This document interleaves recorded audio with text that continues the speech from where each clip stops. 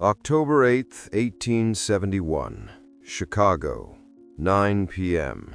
A fire starts in a barn on DeKoven Street. Within hours, the entire city is engulfed.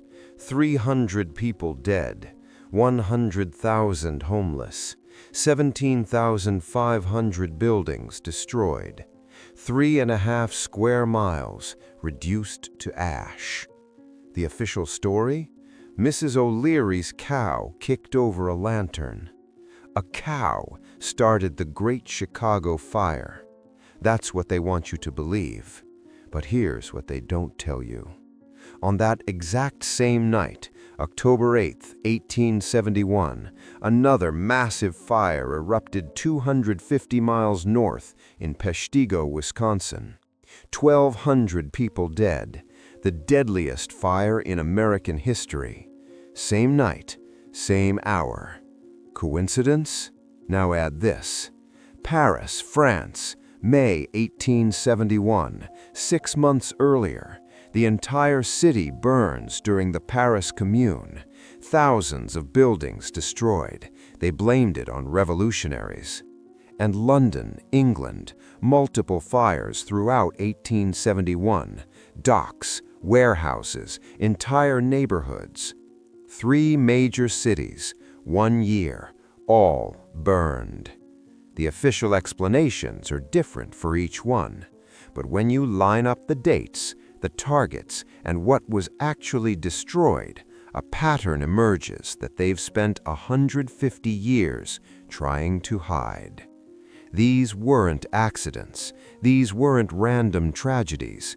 Someone was systematically erasing something. And once you see what burned, you can't unsee it. Let's start with Chicago. October 8th, 1871, around 9 p.m. Fire starts at 137 DeKoven Street in Patrick and Catherine O'Leary's barn. The legend says their cow kicked over a lantern. Problem: Catherine O'Leary swore under oath she was in bed. The barn had no lanterns lit. The Chicago Tribune later admitted they made up the cow story to sell papers. So what really started it? The fire department's records show something strange. The first alarm came at 9:40 p.m., but witnesses reported seeing flames in multiple locations across the city starting at 9 p.m. Not one fire spreading, multiple fires starting simultaneously. The wind was blowing southwest at 30 miles per hour that night. Standard fire behavior, it should have spread in one direction.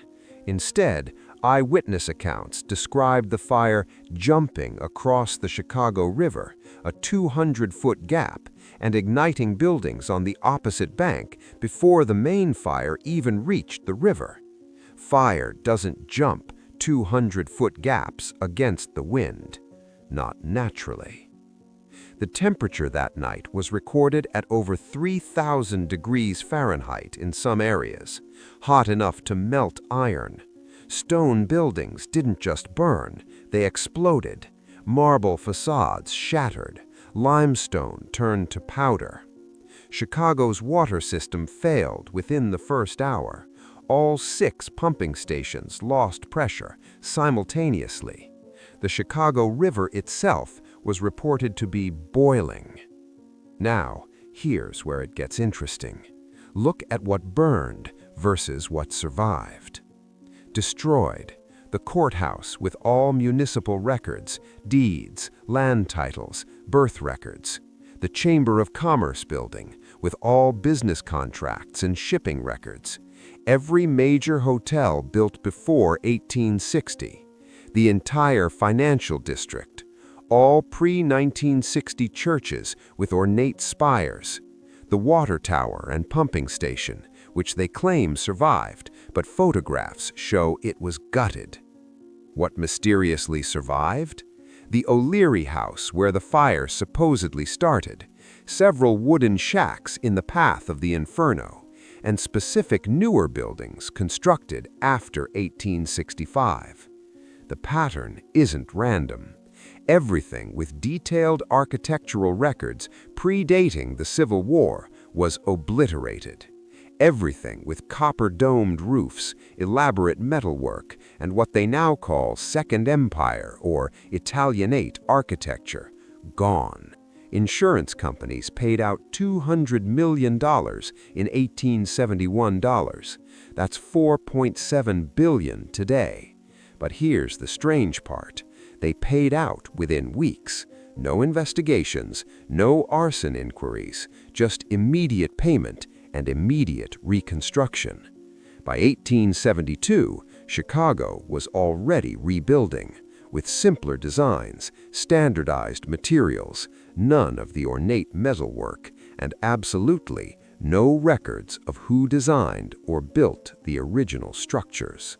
Now, let's talk about the fire nobody mentions. Peshtigo, Wisconsin, October 8, 1871. Same night as Chicago, same hour. 1,200 to 2,500 people dead. The deadliest fire in American history. 12 towns destroyed, 1.2 million acres burned. You've never heard of it because the Chicago fire got all the press coverage. Convenient. Survivors described something that doesn't match any natural fire behavior. The Peshtigo fire created what witnesses called a fire tornado or fire whirl that was 1,000 feet tall. Temperatures estimated at 2,000 degrees Fahrenheit. People didn't burn to death, they were incinerated instantly. Bodies found reduced to ash. Trees exploded before the fire even reached them. Animals miles away from the fire front dropped dead. Survivors described the air itself igniting. People jumped into wells and rivers and still caught fire. The official explanation? Logging debris created perfect conditions for a firestorm. But Peshtigo wasn't the only logging town in Wisconsin. Why did it burn that specific night? Why the exact same night as Chicago, 250 miles south? Weather records show no unusual wind patterns, no drought, no lightning strikes. The fire started simultaneously in multiple locations around 9 p.m., just like Chicago. And here's the detail they don't mention.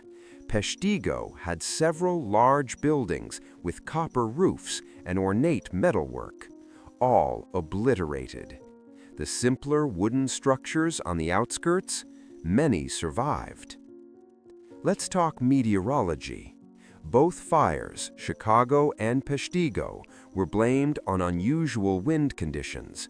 The Peshtigo paradigm became the official explanation. Strong southwest winds created a perfect firestorm. Problem: the winds were blowing southwest. Chicago is southwest of Peshtigo. If wind spread the fire from Peshtigo, it would have blown northeast, away from Chicago. They weren't connected by wind, they were connected by timing. Weather records from October 8, 1871 show normal autumn conditions across the Great Lakes region. Dry, yes, but no more than usual for October. Winds at 20 to 30 miles per hour, strong but not extraordinary. Yet both fires exhibited the same impossible characteristics. Started in multiple locations simultaneously, jumped across natural fire breaks, created temperatures exceeding normal combustion levels, exploded stone and metal structures, killed the water supply immediately. Fire investigators at the time noted these anomalies but were told to conclude natural causes. Insurance investigators who pushed for arson inquiries were reassigned or fired. By November 1871, both cities had already started rebuilding. No inquiries, no commissions, no investigations. Just immediate reconstruction with simpler, standardized designs.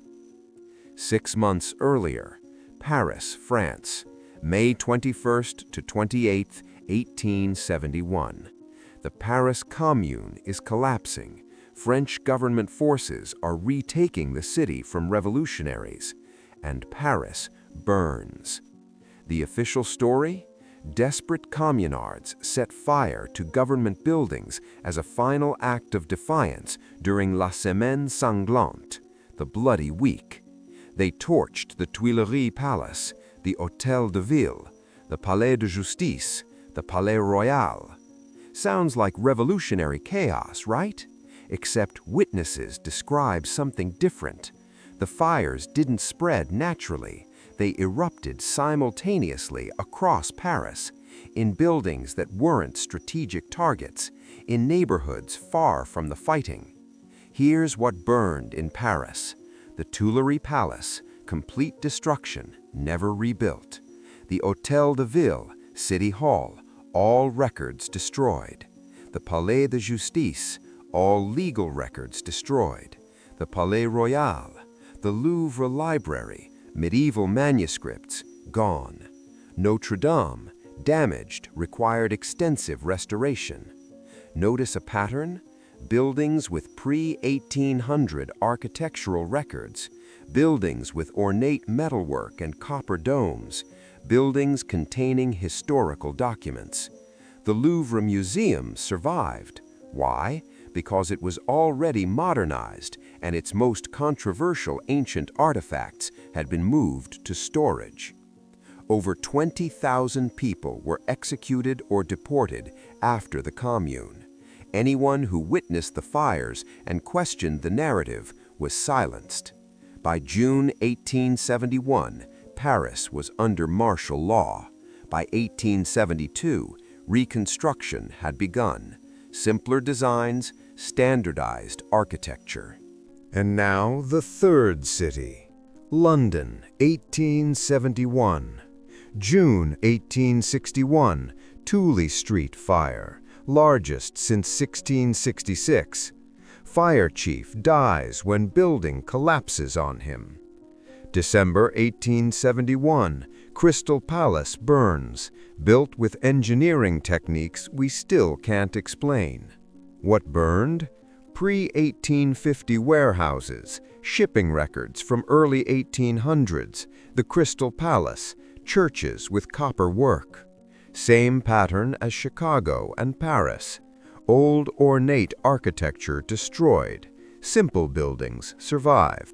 All share 7 impossible characteristics.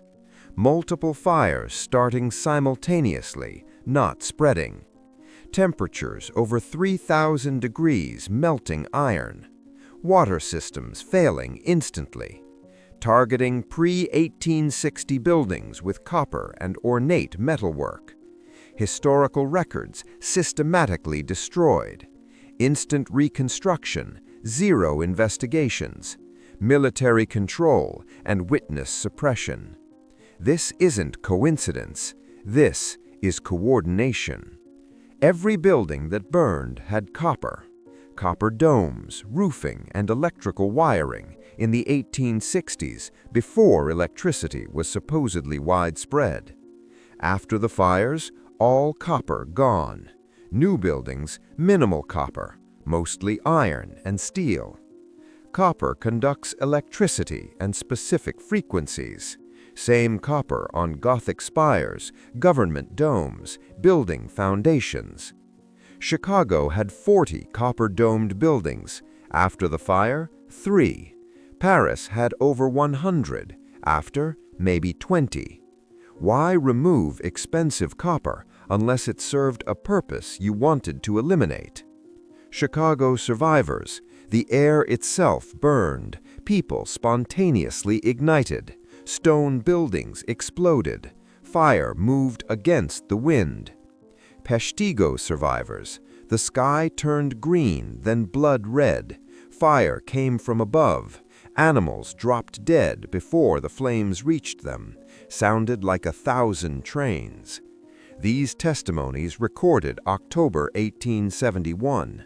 By December, disappeared from archives, survivors discredited as hysterical. Paris witnesses who saw uniformed soldiers setting fires, arrested and executed. By 1875, approved story set. Question it, conspiracy theorist. Those buildings weren't built in the 1850s and 60s, they were much older. Stone masonry modern engineers can't replicate.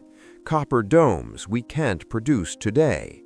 Metalwork requiring years, supposedly built in months. The Second Empire style isn't from the 19th century, it's from before, from a previous civilization.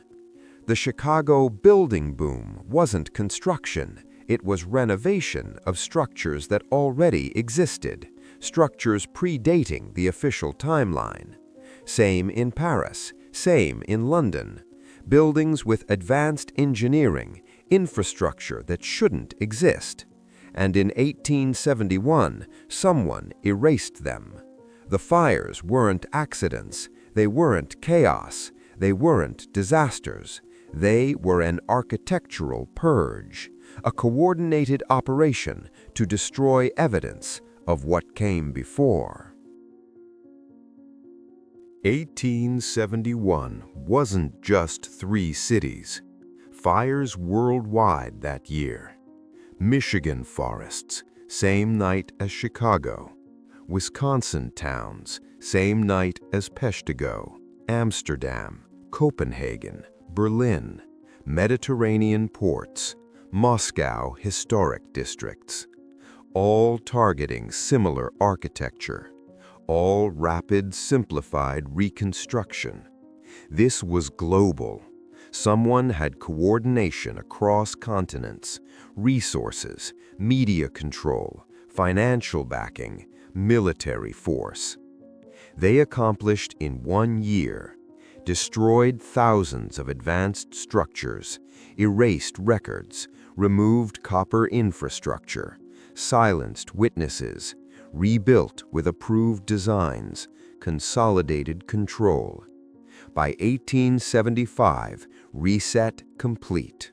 Old buildings gone, new narrative established. Anyone who remembered, dead or silent. The fires of 1871 weren't disasters, they were a reset, an erasure of the past. The question isn't what they destroyed, it's what they were hiding. If those buildings were important enough to eliminate globally, if they rewrote the entire story, what were those structures really for? What if we're living in the ruins of something far greater? What if 1871 was the year they made sure we'd never know? They burned the evidence, silenced the witnesses, rewrote the timeline.